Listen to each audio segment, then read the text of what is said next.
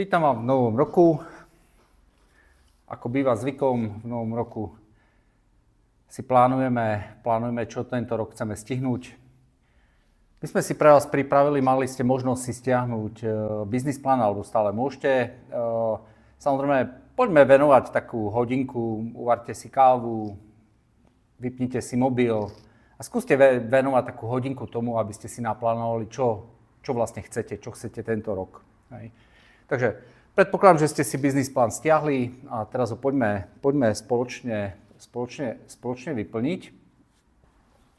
V podstate účelom toho biznis plánu je samozrejme naplánovať to, čo chcete v priebehu jedného roka, ale robiť reality nikdy nie je otázka jedného roka, je to proste dlhodobá vec, je to vec, ktorú proste je potreba sa pozerať minimálne s takým 10-ročným výhľadom.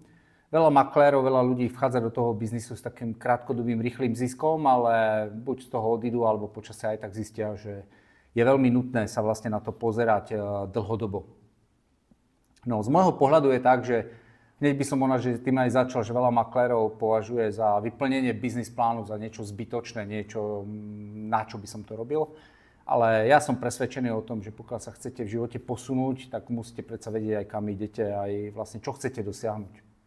Takže pripravili sme ten biznis plán, ktorý v podstate začína práve tým účelom, prečo vlastne podnikáte, prečo chcete podnikať v realitách, čo je vašim cieľom.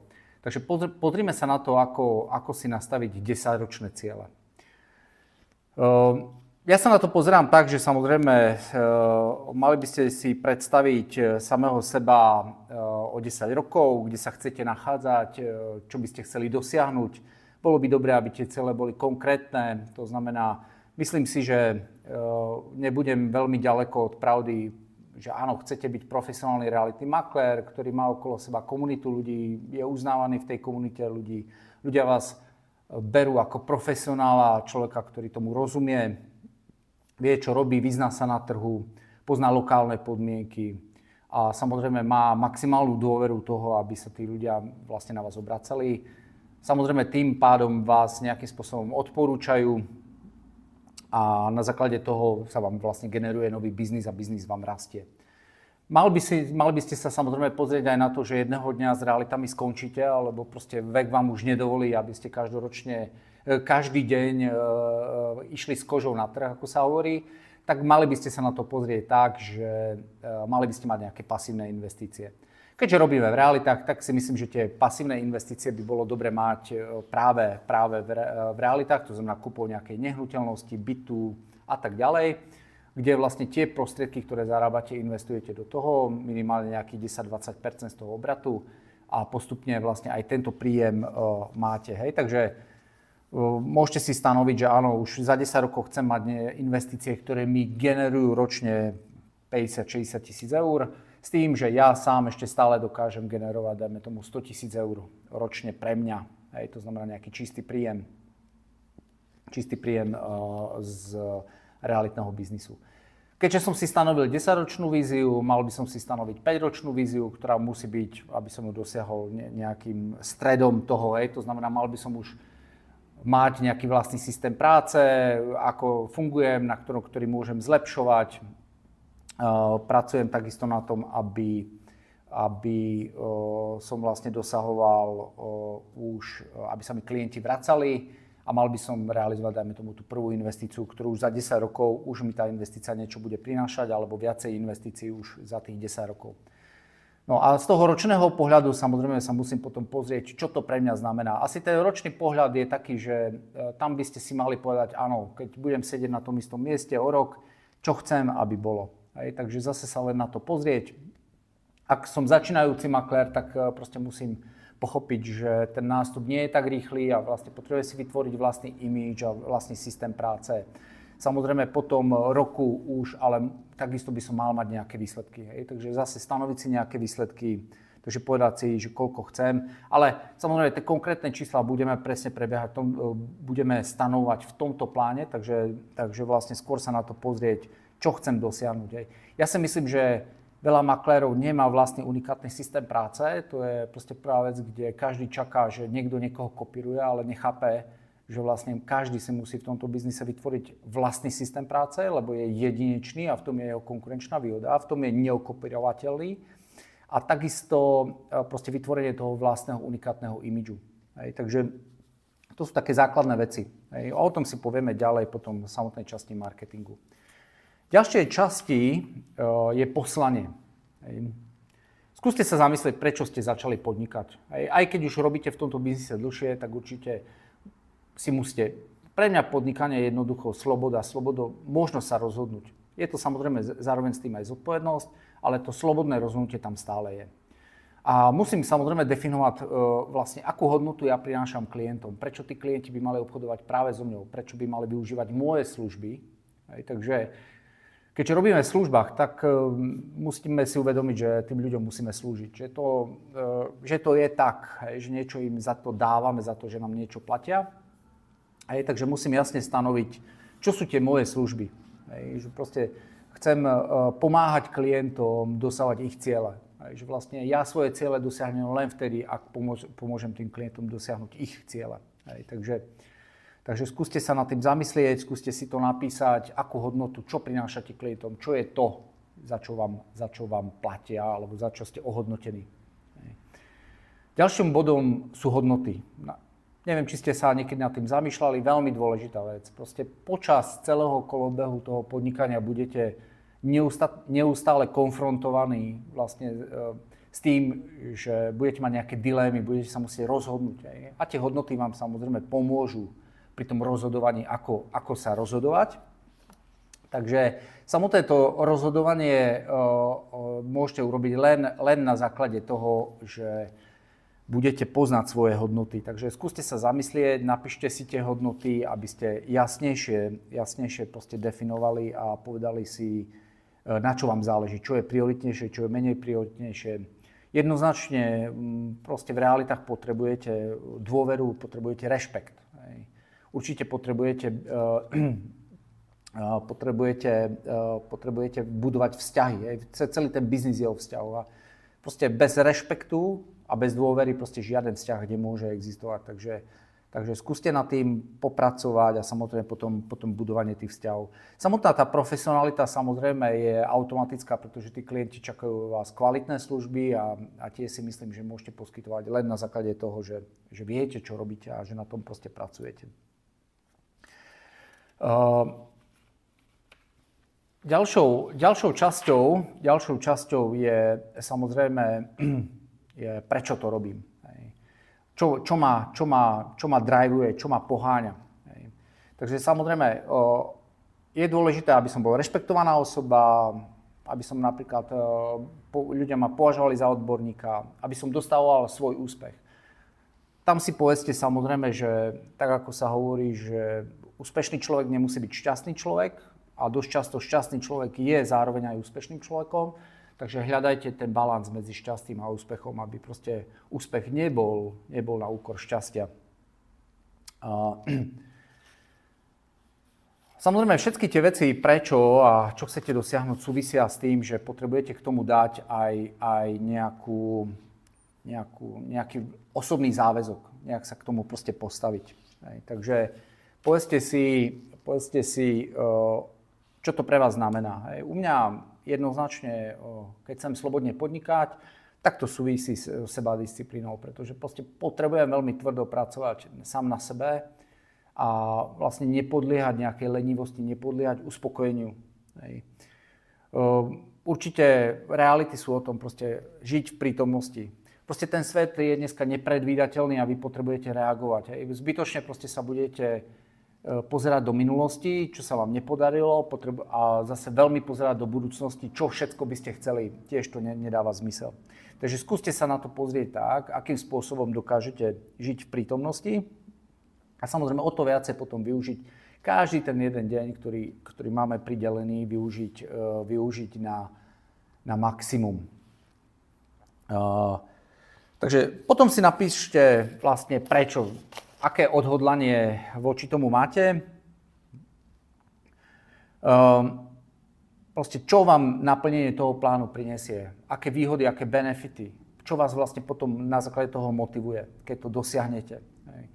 často je to tak, že áno, sme ohodnotení peniazmi, ale peniaze sú prostriedok, peniaze sú to, na základe čoho potom vy môžete si nakupovať a zabezpečovať treba z rodinu, dať jej bezpečie, dať jej rozvoj, bývať lepšie, zaplatiť deťom lepšie školy. Hej,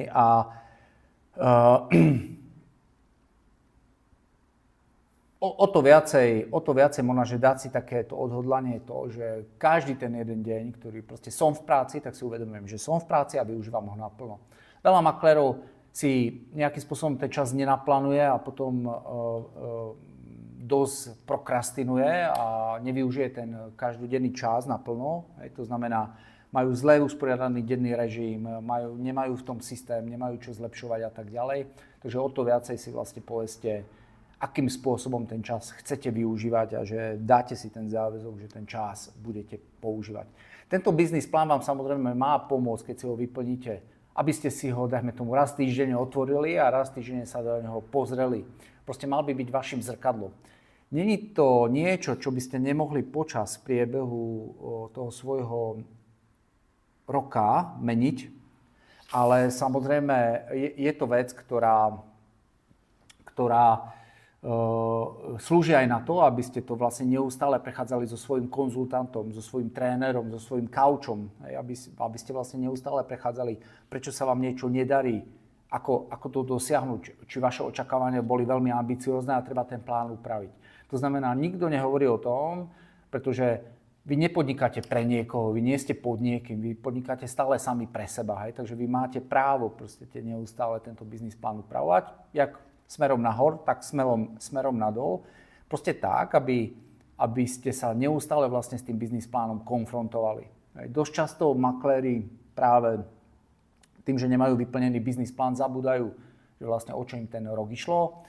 Dosť často majú potom problém, samozrejme, ak vôbec majú nejakého konzultanta a kauča s ním vlastne preberať, ako sa im darí, ako plnia biznis plán a ako ho chcú prípadne upraviť.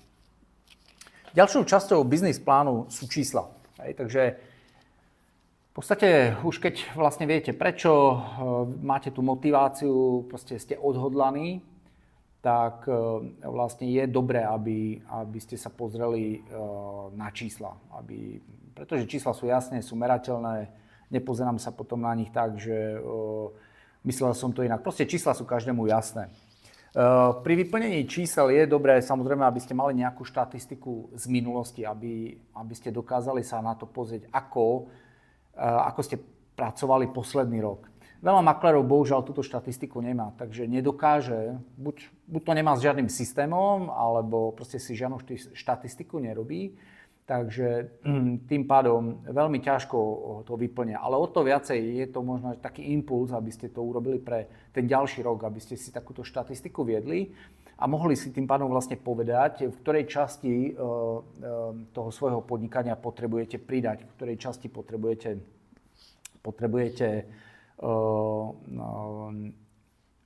zmeniť nejakú proste stratégiu. To znamená, takže poďme si to vyplniť, takže poďme sa pozrieť, skadiaľ vám prichádza nábor. Pretože nábor považujem za taký základ toho, vlastne, kde ten biznis začína. Veľa maklerov sa venuje predaju a zabúda na to, že vlastne nábor je to najdôležitejšie v tomto biznise. Takže z akých zdrojov vám prichádzajú samostatne predaje, samostatné prenájmy a máte nejaké čísla, hej? Takže samozrejme, keď tie čísla mám, tak vlastne môžem si povedať, že áno, ten ďalší rok by mohol byť o niečo ambicioznejší a proste očakávam lepšie čísla. Takže si hovorím, že z ktorých zdrojov vlastne aký nábor očakávam. Samozrejme, zase berme to ako štatistiku. Ale zase na druhú stranu tento biznis je o štatistike, hej? To znamená, je o tom, že aké čísla, aké aktivity robím, tak také výsledky potom následne aj mám. Takže vyplnil som si tým pádom očakávania na ďalší rok, z akých zdrojov asi aké nábory, koľko predajov, koľko prenájmov mi príde. Na základe toho si nastavím nejaké čísla. Takisto by som mal mať ďalšími číslami po nábore sú samozrejme vlastne koľko som realizoval transakcií, aký som mal hrubý príjem, ako mi vychádza tým pádom nejaká priemerná odmena.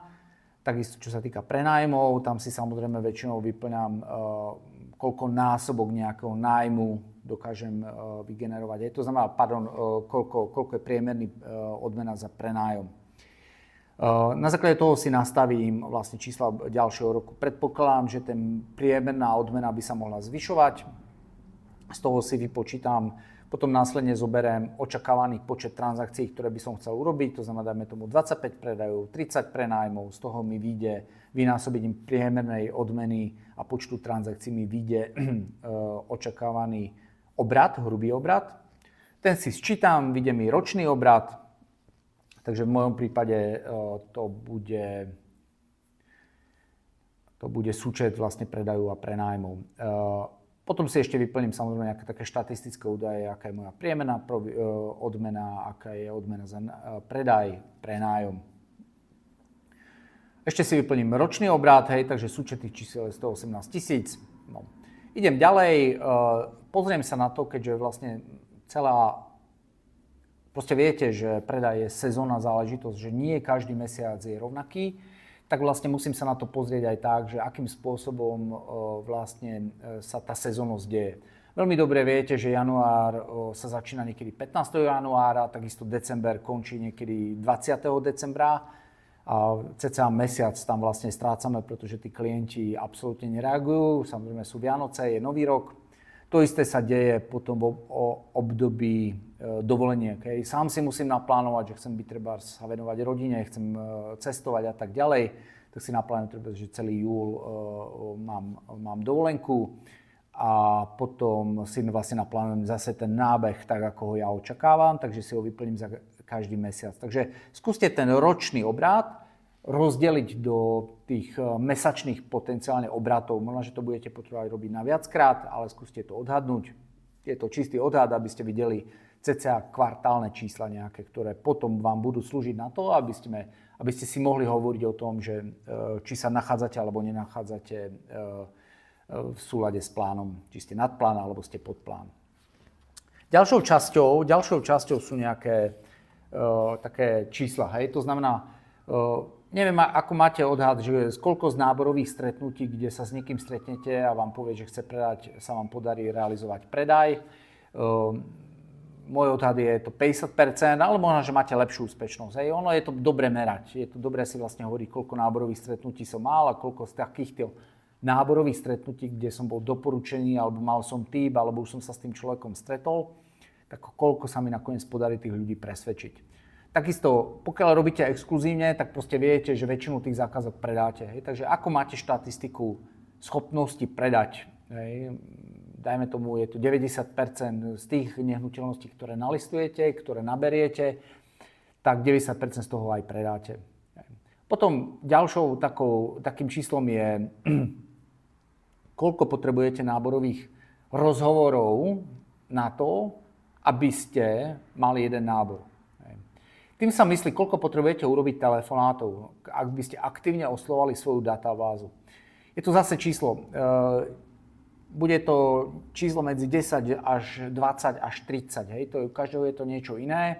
Samozrejme, je to nejakým spôsobom štatistika. Ja to pracujem s číslom 10, ale kľudne si tam dajte číslo 15, kde potrebujete urobiť 15 telefonátov zo svojej databáze v rámci nejakých náborových aktivít, hodiny náborových aktivít, ktoré sa môžeme potom pobaviť neskôr.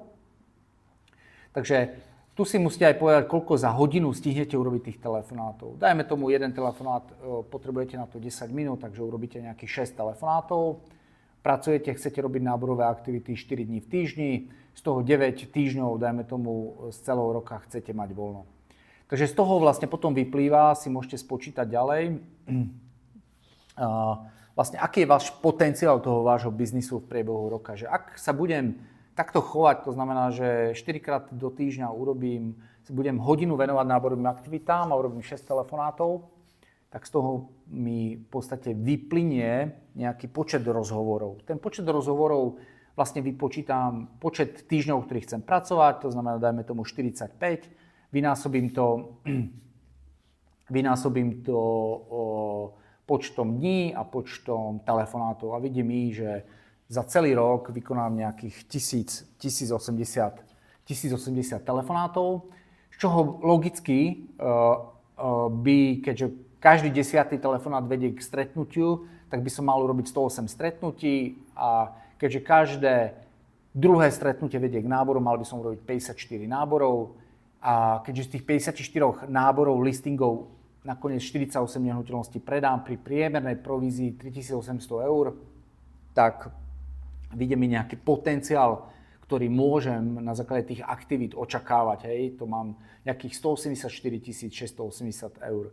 Hej. Takže je to potenciál. Tu len sa ukazuje to, že tá štatistika je veľmi dôležitá, aby ste ju proste poznali, aby ste proste vedeli, akým spôsobom dokážete vlastne práve tými aktivitami pracovať a ako môžete ovplyvniť nábor. Veľa maklérov je v týchto veciach statických. Hej. Veľa maklérov sa na to proste pozerá tak, že očakáva, jak by som to povedal, že len z marketingu nábory, ktoré prichádzajú z marketingu. Ale marketing je svojím spôsobom pasívny. Vy nemôžete ovplyvniť, že vám niekto zavolá, že si na vás niekto spomenie. Vy nemôžete ovplyvniť, že vám niekto takto dá niečo do predaja. Ale čo môžete ovplyvniť je to, že môžete tým ľuďom volať, môžete sa pripomínať, môžete sa ich pýtať, môžete sa s nimi rozprávať a takto proste ovplyvniť to, že ak uvažujú o predaji, tak vy môžete byť tí, ktorí predávajú. Hej. Vychádzame aj z toho, že netreba zabúdať, že hovorí sa, že každý človek v priebehu 7 až 10 rokov robí nejakú realitnú transakciu. A ja si myslím, že ako veľmi jednoduchá matematika, ak si proste spočítate, že máte 1000 kontaktov, tak z tých 1000 kontaktov veľmi jednoduchou vecou, ak by každý za 10 rokov mal urobiť jednu transakciu, tak logicky z tých 100 kontaktov, z tých 1000 kontaktov, 100 kontaktov bude tento rok robiť nejakú realitnú transakciu. A je len na vás, že či urobia s vami, alebo ju urobia sami, alebo ju urobia s niekým iným. Takže je o čo bojovať, máte komu volať, takže práve preto je dobré na tom pracovať. Takou ďalšou časťou je marketing. Marketing považujem za jednu vlastne z najdôležitejších častí realitného biznisu makléra, kde vlastne maklér neustále musí pracovať s marketingom. Malo by mu to zaberať možno, že až 60-70% jeho času. Proste venovať sa marketingu, venovať sa seba prezentácii, venovať sa proste prezentácii nehnuteľností, to, čo robím. Každý by z vás mal mať nejaký marketingový rozpočet, ktorý si proste stanoví. Je na vás. Ja odhadujem, že ak vám ten biznis ide, kľudne stanovte si, že 10% zo svojho obratu investujete naspäť. Veľa maklérov sa na marketingový rozpočet pozerá zle. Pozerá sa na to, že ide peniaze utratiť, ale to nie je pravda. Ak robíte marketing správne, marketing je o tom, že peniaze investujete. To znamená, z každého investovaného eura očakávam, že sa mi vráti treba z 5 eur. Zase tým meraním a tým, ako ten marketing robíte, tak vlastne to dokážete zmerať. Ale nemôžete očakávať, že budete generovať biznis bez toho, aby ste do toho niečo neinvestovali. Minimálne, čo musíte do toho investovať, je samozrejme čas, svoje úsilie. Ale v nejakom momente ani to vám nebude stačiť, takže je nutné, aby ste si urobili nejaký marketingový rozpočet a povedali si, ako tie peniaze chcete utratiť. Takže ak ste si stanovili treba marketingový rozpočet 5000 eur, tak si vlastne poviete, koľko peňazí chcete do ktorých médií investovať. Takže sociálne siete, platené médiá, dajme tomu 2000 eur. Nie je to veľká čiastka, ale sami viete, že za 150-200 eur mesačne dokážete urobiť celkom dobrú kampaň, kde dokážete aj mimo okruhu svojich známych dokážete urobiť proste tú znalosť o vašej značke. Mali by ste investovať do listov. Listy je jedna z vecí, ktorá sa vracia naspäť, kde vlastne je dobré niektorým ľuďom posielať ponuku na spoluprácu listami, kde im posielate dopisy. Samozrejme vianočné priania, veľkonočné priania a tak ďalej. To sú všetko, kde budete musieť trošku investovať. Potom sú udalosti. Udalosti môžu byť treba aj káva, obed. Keď si spočítate, a ja si myslím, že to sú veľmi dobre investované peniaze, že každý deň alebo každý druhý deň niekoho pozvete na kávu, raz týždenne pozvete niekoho na obed, tak si to počítajte do tohto rozpočtu, že je to nejaká vaša investícia Pozviete doporučiteľa, s ktorým sa môžete pobaviť, strávite s ním príjemný čas a ešte vám to môže priniesť biznis, takže si to dajte na nejakého toho svojho rozpočtu. Newsletter predpokladám, že nechcete využívať nejaké databázy, takže budete používať len vlastné, takže to vás nemusí stať nič. A potom samozrejme môže byť, že budete platiť za nejaké aktivity v oblasti generovania tipov a tak ďalej, hej, takže to si potom povieme ďalej. Je dobré, aby ste si takisto stanovili, čo sa týka marketingu, nejaké aktivity, čo by ste vlastne chceli robiť. Hej. To znamená, raz ročne určite by ste mali robiť aktivity, ktoré povedú k tomu, že sa budete so svojimi kontaktmi stretávať. Takže jednoznačne raz ročne máme Vianoce. Určite je dobré nakúpiť nejaké darčeky, stretnúť sa s ľuďmi, hlavne s doporučiteľmi, ľuďmi, ktorí vás, s vašimi kamarátmi, priateľmi, ktoré sú veľmi prirodzenými vašimi doporučiteľmi, ktorí vám môžu generovať biznis. Takisto máte tipérov, ktorým takisto potrebujete nejakým spôsobom proste poďakovať. A tie Vianoce si myslím, že sú na to veľmi dobré. Potom máme tu vianočné pozdravy, dneska už nie je veľmi moderné posielať e-maily, áno, môžete, ale myslím si, že je veľmi, veľmi dobre osobne podpísané nejaké vianočné pozdravy, takisto na Veľkú noc, takže môžete sa takto tým ľuďom pripomínať. Takže si to naplánujte, aby ste proste vedeli, že minimálne raz ročne tieto veci musíte robiť. Potom kvartálne je určite dobré natáčať nejaké videá, natáčiť niečo o stave realitného trhu vo vašej lokalite, že čo sa odohráva. Kde môžete zase dať ľuďom najavo, že proste vy ten trh sledujete, že vy veľmi dobre viete, čo sa deje s úrokovými sadzbami, čo sa deje na trhu, či ceny nehnuteľnosti rastú, ako sa vyvíjajú ceny prenájmov, ako sa mení legislatíva, na čo by ľudia nemali zabudnúť, ak investovali do nehnuteľností a tak ďalej. Samozrejme, to všetko môžete potom prezentovať na svojich sociálnych sieťach a kanáloch. Takisto by ste si mali naplánovať potom nejaké mesačné aktivity. Tie mesačné aktivity, áno, je dobré mať nejaký newsletter, niečo, kde tým klientom raz mesačne môžete poslať, čo sa udialo na trhu, na čo by nemali zabudnúť a veľmi nejak prirodzene s nimi komunikovať. Takisto je dobré raz treba mesačne si naplánovať školenia s tipérmi. Tipérska sieť je niečo, čo vám môže generovať. Rozdiel medzi tipérom a doporučiteľom je v tom, že proste tipér je ten, kde ho za to platím, kde on má jasne stanovenú odmenu, hej, a má odmenu za tipovanie. A je dobré proste raz za čas hľadať nových tipérov a prípadne ich zaškoliť, aby niečo o tom vedeli, akým spôsobom môžu vlastne vám tipy posúvať. Týždenne potom by som sa mal pozrieť na to, že áno, mal by som aspoň raz týždenne si hovorím realizovať vás obec doporučiteľom aj s nejakým, ktorou si vyberiem. Robiť videoprezentácie nejakých nehnuteľností, obliadok, proste toho, čomu sa proste tomu biznisu venujem, aby som vlastne ukazoval svoju profesionalitu.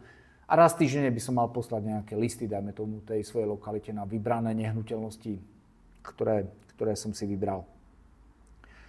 Potom na dennej báze by som vlastne každý deň mal vlastne neustále pracovať na tom, aby som si budoval databázu klientov, kontaktov a vlastne v rámci tej databázy kontaktov sa pripomínal. Veľmi prirodzeným pripomínaním každý deň má niekto meniny. Dosť často, ak máte veľkú databázu, tak každý deň má niekto narodeniny. Takže je to jedinečná príležitosť pogratulovať, pripomenúť sa a dať ľuďom jasne najavo, že na nich myslím a že som...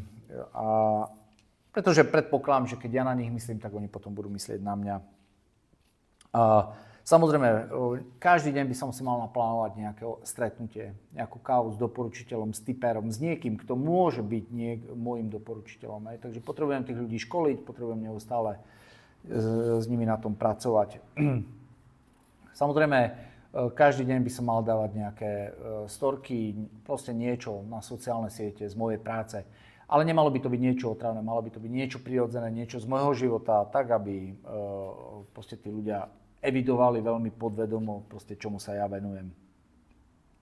A nezabúdať, Každý deň mám naplánovanú hodinu náborových aktivít. Takže to je to, že proste si na to musím vyčleniť stále tú jednu hodinku. Poďme ďalej. Čo je samozrejme ďalšou časťou je, z čoho pozostáva moja značka. Čo je to, ako chcem, aby ma ľudia videli, aby ma ľudia vnímali. Tu si nemyslím, že niekto bude veľmi nejak vyčnievať z toho, ale za mňa je to jednoznačne, chcem pôsobiť dôveryhodne, chcem pôsobiť profesionálne a chcem pôsobiť s ľudskou tvárou. Chcem, aby proste ľudia v ňom nevideli biznismena, aby vo mne nevideli to, že pracujem pre peniaze, že proste je to, že proste chcem tým ľuďom pomáhať. Takže jednoznačne je dobré tu prezentovať tú svoju autentickosť toho, že nejakým spôsobom ten biznis robím a nejak sa na neho proste pozerám. Hej. Proste som človek tak, jak každý iný a ja si myslím, že ľudia to akceptujú a ľudia v nás chcú vidieť ľudí. No, ďalej si vyplňte, či máte svoju web stránku. Samozrejme web stránka, stále si proste myslím, že maklér by mal mať svoju web stránku, že maklér by mal rátať s tým, že po mne na internete musí byť, alebo v tom virtuálnom priestore musí byť stopa, musí byť nejaký odkaz. A tá web stránka je možno dobrá v tom, že ak vás ľudia vyhľadávajú, tak na ňu narazia. A môžu sa tam dočítať o vašich referenciách a veľmi koncentrovane môžete proste ukazovať vlastne tú svoju osobnú značku. Takže pokiaľ nemáte svoj web, určite na ňom popracujte a pozrite sa. Samozrejme má slúžiť na tú vašu ako tú internetovú vizitku, to, ako vás ľudia nájdú. Samozrejme, oni vás nájdú potom na Facebooku, nájdú vás na Instagrame a tak ďalej, ale stále si proste myslím, že tá stránka je niečo, čo môže ovplyvniť pri rozhodovaní ľudí, že či vám zveria alebo nezveria do predaja svoju nehnuteľnosť. Takisto si predpokladám, že väčšina z vás už má na jednotlivých sociálnych sieťach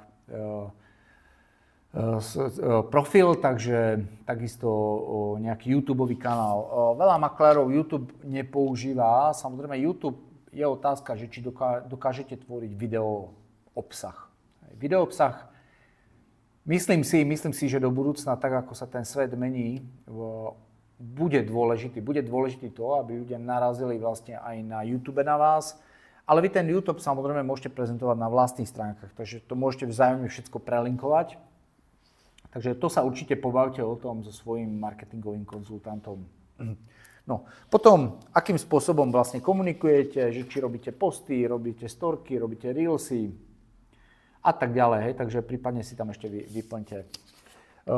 Podstatnou časťou je samotný marketing a akým spôsobom chcete generovať tipy. Tu je dobré, je tu dosť rozsiahla časť, ktorú asi veľmi ťažko naplánujete rok dopredu. Ale minimálne z takého kvartálneho pohľadu je dobré mať proste marketingový plán. Pozerať sa na marketingový plán tak, že vlastne viem cca, čo by som chcel ten najbližší štvrtok, ktorý proste ma čaká robiť a aké aktivity by som chcel tomu venovať. Pomôže vám to vlastne aj nejaký videoobsah alebo niektoré veci natáčať dopredu, robiť to dopredu, robiť to s predstihom, pretože nie každý deň je dobrý deň, nie každý deň sa vám to chce robiť. Takže potom máte nejakú zásobu postov, reelsov, videí a tak ďalej, ktoré potom buď prostredníctvom človeka, ktorý sa vám venuje sociálnym sieťam, to robí vlastne za vás. Takže skúste tento marketingový plán sa zamyslieť a proste samostatne potom pre každý kvartál vypracovať. Poďme ďalej. Ďalšou piatou časťou je operatíva. Aké nástroje, čo používate na to, aby proste ten váš biznis bol jednoduchší, aby bol systematický. Takže používate nejaké CRM-ko, veľa maklérov nepoužíva databázy, nepracuje s databázami, takže tu si vlastne povedzte, že či máte nejakú tabuľku na to a či vôbec. Akým spôsobom upravujete fotky, ak ich upravujete vy. Ja napríklad mám veľmi rád Lightroom od Adobe, ktorý proste mi tie fotky dá do nejakého katalógu a potom proste s tým veľmi jednoducho dokážem pracovať. Hej, takisto, ak natáčate videá, CapCut je vlastne niečo moderné, niečo, čo teraz letí. Proste na každú tú činnosť, či používate nejaký nástroj. Veľa nástrojov, ktoré si myslím, že sa už v roku 25 zmení umelá inteligencia. Takže veľa nástrojov bude nových, bude niečo, čo vám bude uľahčovať, čo vám bude robiť osobnú asistentku, čo vám bude pomáhať písať maily. To už vlastne svojím spôsobom máme, GPT, čo vám bude pomáhať upravovať fotky a tak ďalej. Takže o to viacej vy sa budete môcť venovať v rámci tej svojej štruktúry viacej klientom, tomu vzťahu s ľuďmi, lebo ten si myslím, že ešte dlhú dobu tá umelá inteligencia nenahradí. Takže, ale jednoznačne umelá inteligencia, ja očakávam veľké zmeny. Proste dojde k nabúraniu obrovského množstva. Proste to status quo, ktoré v realitnom biznise je, sa extrémne zmení. Potom je dobre sa pozrieť na organizačnú štruktúru. Veľa maklérov si robí všetko sami. Nie som proti, v podstate, ale treba si uvedomiť, že čas je len jeden, takže ak môj čas je drahý a niekto mi niektorú činnosť dokáže urobiť lepšie a za menšie peniaze, tak samozrejme je lepšie si objednať. Takže skúste si vypísať, kto vykonáva tie jednotlivé činnosti. Možno, že všade budete mať ja, že všetko si robím sám. Ale skúste sa zamyslieť, ktoré veci by bolo dobré, aby ste začali spolupracovať. Pretože ak väčšinu tých činností dokážete delegovať a dokážete si zaplatiť, tak vám to proste generuje obrovské množstvo času, ktoré vy môžete venovať treba do náboru. Ja považujem za takú najdôležitejšiu časť toho biznesu, ktorú je dobre robiť osobne a nedelegovať, je práve ten nábor. Proste ten nábor je to najťažšie, to, kde proste ľudia očakávajú ten osobný prístup. Všetky ostatné veci si myslím, že postupne je dobre si vybudovať štruktúru. Takže tento rok, dajme tomu, máte všade ja, budúci rok možno už vytvoríte si štruktúru, kde už ste si našli postupne niekoho, kto vám pomáha. Nezabúdajte na to, že veľa maklérov nemá mentora. Nemá niekoho, s kým by mohol svoje problémy vlastne prechádzať. Takže proste takýto maklér, buď preto, lebo je sám, pretože robí sám. Ja s tým si myslím v zásade problém nemám, že ja si myslím, že aj makléri, ktorí sú sami, môžu dosávať veľmi dobrých výsledkov, ale o to viacej proste potrebujú mať nejakého mentora, s kým vedia rozoberať tieto veci, kde sa posúvať a tak ďalej. Veľa maklérov nemá kauča, nemá niekoho, s kým by svoje ambície a svoje otázky prechádzali, ktorý by im pomáhal vlastne treba vyplňovať tento biznis plán a na nejakej dvojtýždňovej fáze by s nimi preberal vlastne otázky a tým pádom ten maklér by bol efektívnejší. Čo sa týka vzdelávania a tréningov, tak v tejto časti je samozrejme obrovské množstvo videí, obrovské množstvo, kde sa človek môže vzdelávať na diaľku. Takže vlastne tam si viem predstaviť, že sa to dá robiť aj tak, že proste aktívne sa zúčastňujem nejakých školení. Mám na to vyčlenený nejaký budget. Ale veľa ľudí proste zabúda na to, že k úspešnej činnosti realitného makléra potrebujete proste mať kauča, mentora a trénera. Takže vlastne to sú 3 časti, ktoré proste potrebujete mať. Super, keď máte ešte aj nejaký leadership, že máte nejakého lídra, ktorý vám s tým pomáha, ale v podstate veľa maklérov dneska zabúda a spolieha sa len na nejaké sebavzdelávanie a potom sa čudujú, že stagnujú, že nejakým spôsobom nenapredujú. Proste všetky tieto 3 zložky vám môžu extrémne pomôcť zrýchliť proces toho sebarozvoja. Ďalšou časťou je finančný plán. Takže poďme si pozrieť, to znamená, mali by ste si vedieť spočítať, čo to pre vás znamená. Ak zarobím 118 000, koľko z toho ostáva mne, aký mám čistý príjem od realitnej kancelárie, koľko sú moje nejaké biznisové náklady, koľko platím daň, aký mi ostáva čistý príjem.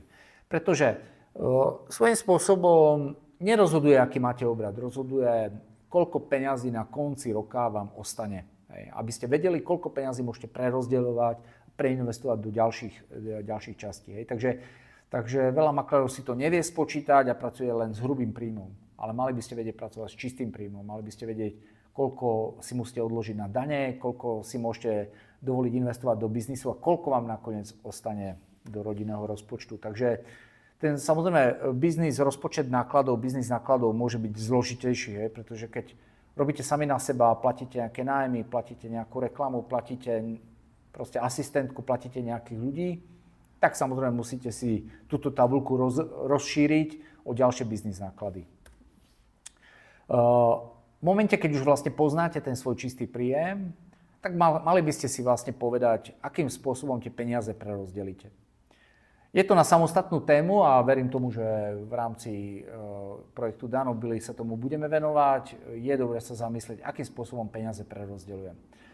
Veľa ľudí má úplne priority opačne. To znamená, že prvé, čo používajú peniaze, ktoré zarobia, používajú pre osobné účely. Lebo považujú to za najdôležitejšie, proste zaplatiť osobné účty.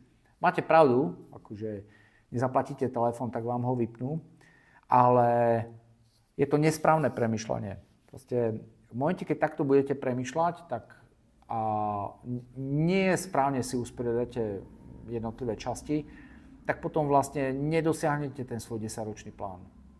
Ja si myslím, z dlhodobého plánu sú pre vás najdôležitejšie investície. Vy potrebujete sa zabezpečiť, potrebujete mať pasívny príjem a ten pasívny príjem spočíva v investíciách. A vy práve na začiatku musíte čo najviac odkladať do tých investícií, aby vám tie investície v čo najkratšom čase začali generovať peniaze a z toho dlhodobého hľadiska proste prevzali tú úlohu toho príjmu. Takže práve preto aj niekoľko, nazvime to, takých biblických a múdrych kníh hovorí, že 10% by ste minimálne hneď na začiatku mali odložiť. To znamená, v tomto prípade z 59 600 hneď 10%, to znamená 6 000 eur by som mal hneď odložiť samostatne na investície. Druhú vec, proste sú dane. Každý z nás je dobré, aby sme mali čisté konto s daňovým úradom. Ad 1 nerobí to dobrý obraz o našej dôveryhodnosti a profesionalite, pretože jednoznačne dneska dokážete svietiť na internete ako dlžník. Takže jednoznačne proste plňte si svoje záväzky voči štátu. Takže to je druhá vec, kde je dobré si tie peniaze odložiť.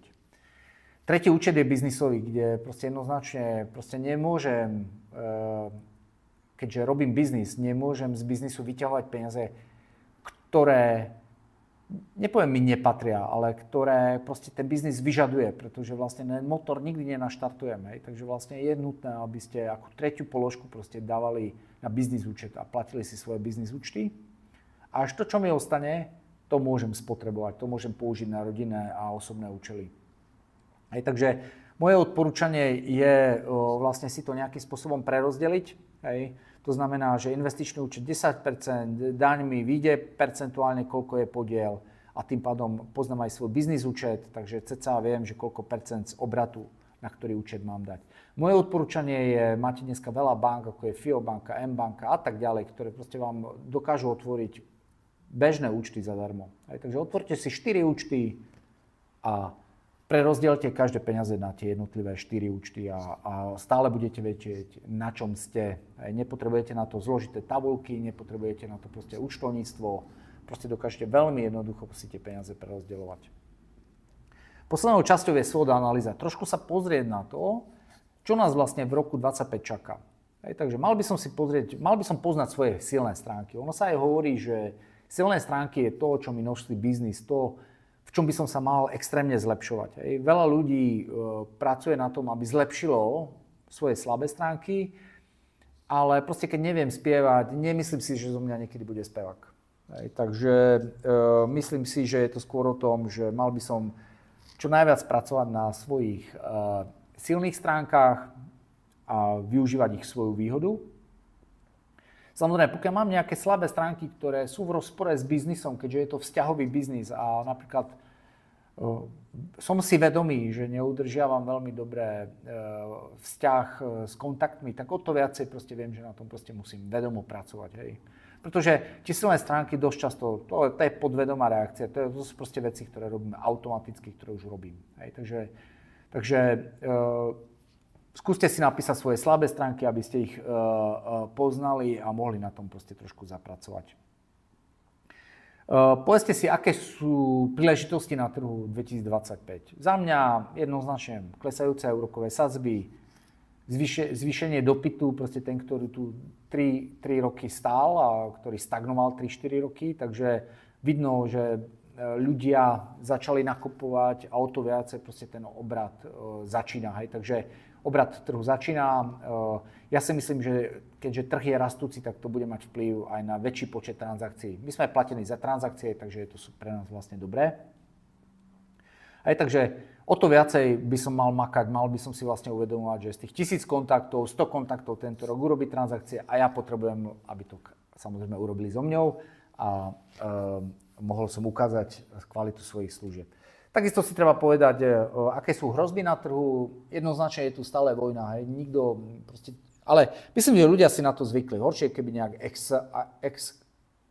exkalovala tá vojna a prechádzala do iných regiónov. Hej. Takže samozrejme to môže byť nejaká hrozba. Stále je tu hrozba inflácie. Stále si myslím, že tá inflácia sa môže vrátiť. Musím vedieť, ako mám na to reagovať. Hej. Pretože inflácia bude mať, sa už to viete, bude mať vplyv na úroky. A stále je tu riziko nezamestnanosti a to, že reálne príjmy nebudú tak rásť rýchlo, ako sa očakáva. Tie reálne príjmy sú pre nás dôležité. To sú základné makroekonomické ukazovatele, úroky, nezamestnanosť a reálne príjmy, akým spôsobom budú rásť, pretože podľa toho sa ľudia budú správať. Dobre, to znamená, takto máme biznis plán vyplnený. Odporúčam vyplniť si ho ručne, a proste mať ho proste neustále pri sebe, neustále s ním pracovať, neustále pracovať s konzultantom, prípadne ho dopisovať, prípadne ho neustále upravovať. Takže v prípade, že máte otázky, samozrejme budeme radi, pošlite nám mail, komentáre a tak ďalej, prípadne nás kontaktujte a veľmi radi skonzultujeme s vami, čo vám nie je jasné, ako by sme vám vedeli v tejto veci pomôcť. Takže ďakujem za pozornosť.